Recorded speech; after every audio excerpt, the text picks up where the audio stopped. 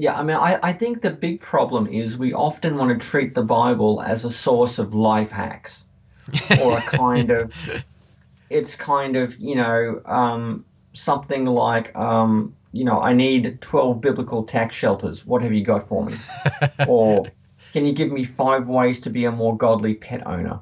Or, something, we often want the Bible to be a life hack. And so we want to find that one little verse that gives us that little tip of advice or encouragement. And that's why, you get people writing books like, oh, I don't want to offend anyone by saying this, but books like The Daniel Diet. You know, the book of Daniel is not written to help you lose weight.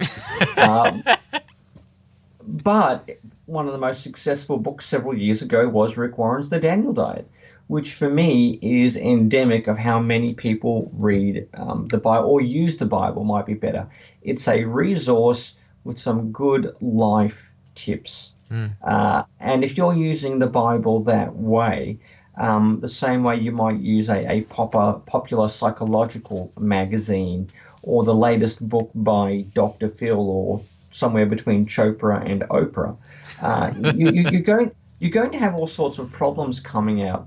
The Bible, I mean, the Bible does have a lot of practical stuff. Read Proverbs, read the Book of James, read the Sermon on the Mount. It's filled with practical advice, but it's not just a divine life hack that's been wired to you. And I think that is the biggest problem with our reading strategies. We want something there to give us a quick fix. And that's why the one verse a day can do that. We think, okay, here's a little bit of encouragement. Here's a little tidbit of advice to get me through, rather than, dealing with huge swaths of text like Isaiah 40 to 55, or something like Book 1 of the Psalms, or the first half of Mark's Gospel, or the first 5 chapters of Romans.